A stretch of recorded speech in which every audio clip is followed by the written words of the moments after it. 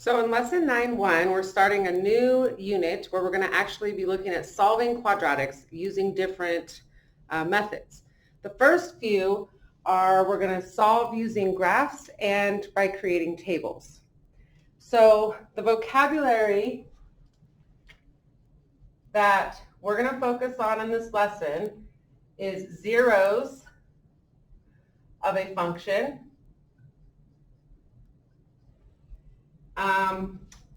also roots of a function,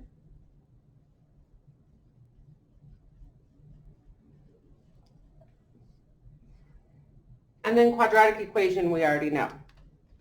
So let's take some notes on some things that we need to know just to get started. So we're thinking about how can graphs and tables help us solve quadratic equations. So first let's define a quadratic equation. I know we've worked with it several times, but now we're going to really give it a nice definition. So a quadratic equation is an equation to the second degree. And we worked with degrees and being able to identify them when we worked on the polynomials.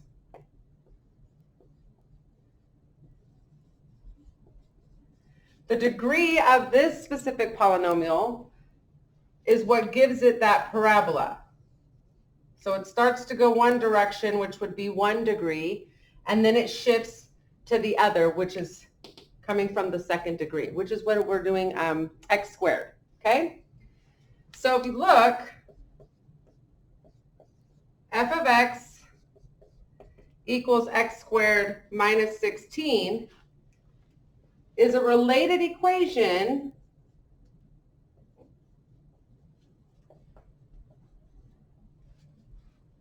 to f of x, not f of x, to x squared minus 16 equals 0. So we can say when y, our output, is 0, we can solve to see what x equals. So we can find the solutions to a quadratic equation, first of all, by graphing, okay? And this literally means that you're going to go ahead and put the function into the Desmos graphing calculator and then identify the zeros, which are also called the roots of the function, okay? So before you do a few of those, let me show you how to analyze the graph once you put in the function and you have the graph that you're looking at in Desmos.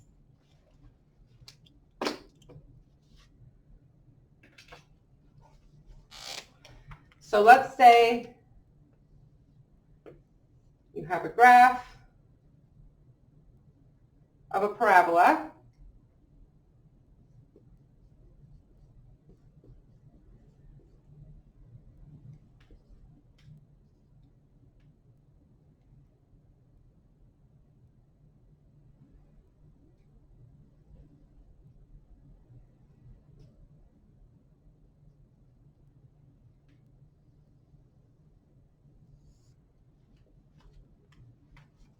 Okay, so let's say you put in this function, this x squared minus 16,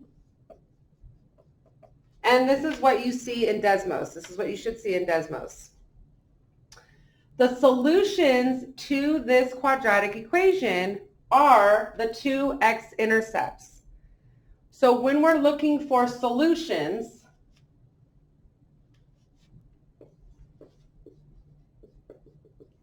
we're looking at what are the two x values that make the equation true when y equals 0.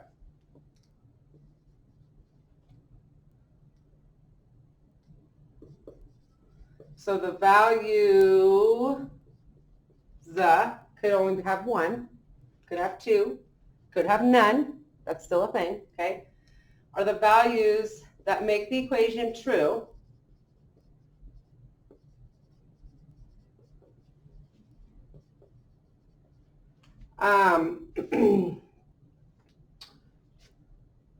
And this is when y equals 0. Okay? So you see two x-intercepts. There's two solutions. It's when x equals -4 and when x equals +4. In this case, because the vertex is at 0 on the y-axis, okay? I mean, not on the y-axis. It's at 0 for x, okay? So it's on the y-axis. So in this case, you could say x is equal to + or -4. Okay, just as a shorter way of writing it. Let me zoom out a tiny bit.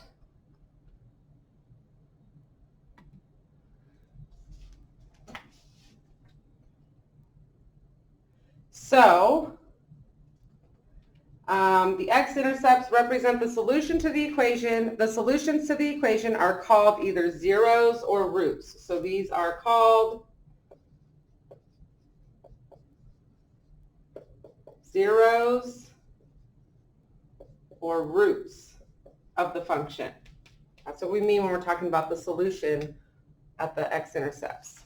Okay? So now there could be a scenario where you graph the equation and you get no x-intercepts. This means it has no solutions for when x is 0, for when y is 0. Okay? So that's okay. Then at that point you would just say no solutions. There are no roots or zeros for that function.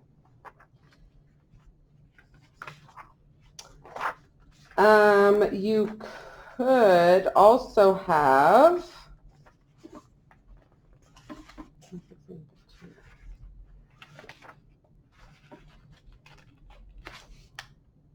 a situation like this, where it only has one x-intercept or one x value when y is 0. That means it just has one solution. One solution. Okay, so you would just put the solution, the root, the 0 is 7. So now I want to give you some practice problems to do in Desmos. Just focusing on the graph portion, you're going to write these down in your notebook and then put them in the graphing calculator in Desmos and write down the solutions, also known as the zeros of the function, the roots of the function, okay? So you're going to try x squared minus 36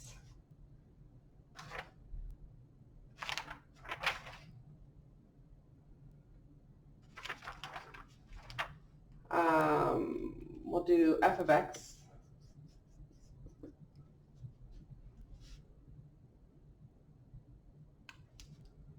then f of x equals x squared plus 6x plus 9. So we have both of these are in standard form. This is a difference of squares, okay? Remembering from polynomial language.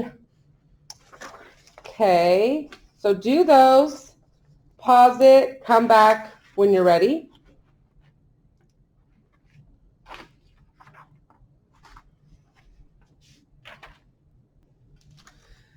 So after graphing these in the Desmos calculator, you should have got x equals positive or negative 6 for this quadratic and x equals negative 3. So this is one solution for this quadratic, and this one is two solutions.